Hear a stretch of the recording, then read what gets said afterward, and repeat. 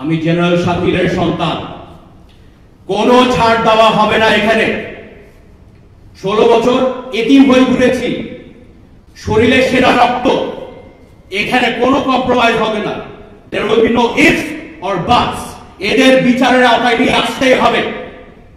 যতদিন মুখে দম আছে এই হত্যার বিচার আমি করে ছাড়বো ইনশাআল্লাহ। যুদ্ধে যেহেতু আমরা নেমেছি, ইদার মরবো বা বিজয় পাবো। বিসমিল্লাহির রহমানির রহিম। আমার নাম রাকিন আহমেদ ভুইয়া। আমি শহীদ জেনারেল শাকিল আহমেদ এবং শহীদ নাসিম আহমেদের পুত্র। প্রথমে আমি বিডিআর কমিশনকে ধন্যবাদ জানাতে চাই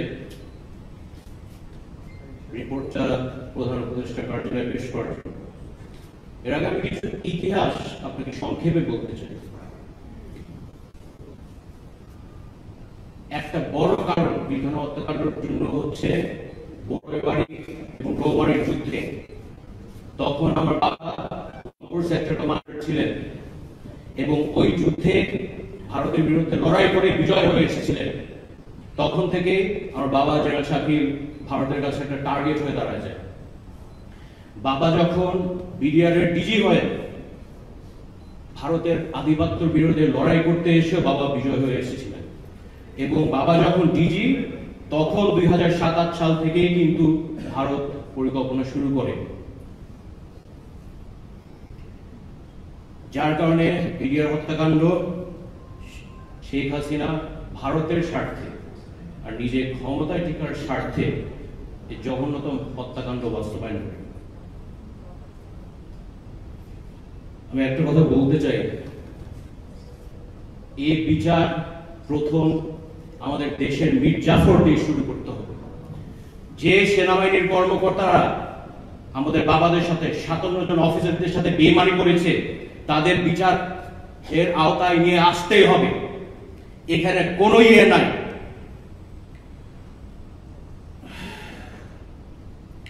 যদি মীর জাফরদের বিচার করা না হয় তাহলে কিন্তু ভবিষ্যতে আরেকটা পিলখানা হত্যাকাণ্ড করার সুযোগ রয়ে যাচ্ছে। 2009 সালের পরে সেনাবাহিনীর মধ্যে যে পরিমাণ ডিস্ট্রাস্ট তৈরি হয়েছিল, কোর্সমেটকে বিশ্বাস করতে পারতো না, জুনিয়র অফিসার সিনিয়র অফিসারকে বিশ্বাস করতে পারতো না। আগে একটা নন কমিশন সৈনিকের উপর যদি কিছু হইতো পুরো সেনাবাহিনী আগায় যেত। সেনাবাহিনীর এ ন্যাশনাল জুডিশিয়াল ছিল এবং এ সাহস ছিল। এটা এই সেনাবাহিনী আমার বাবা নেতৃত্ব দিয়েছিল, এক সময় 57 অফিসার নেতৃত্ব দিয়েছিল।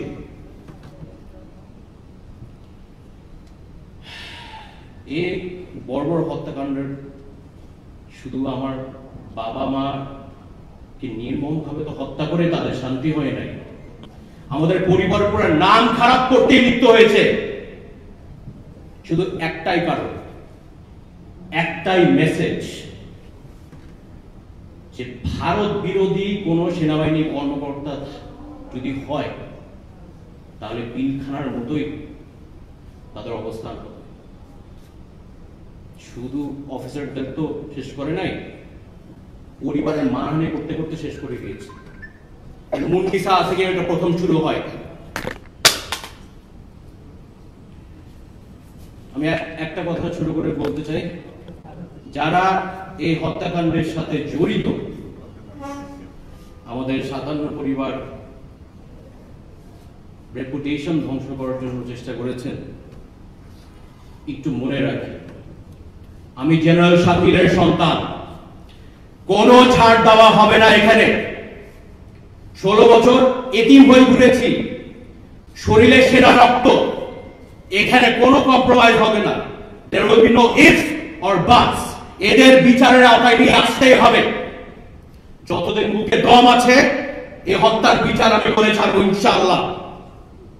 যুদ্ধে যেহেতু আমরা নেমেছি, ইদার মরবো বা বিজয় পাবো।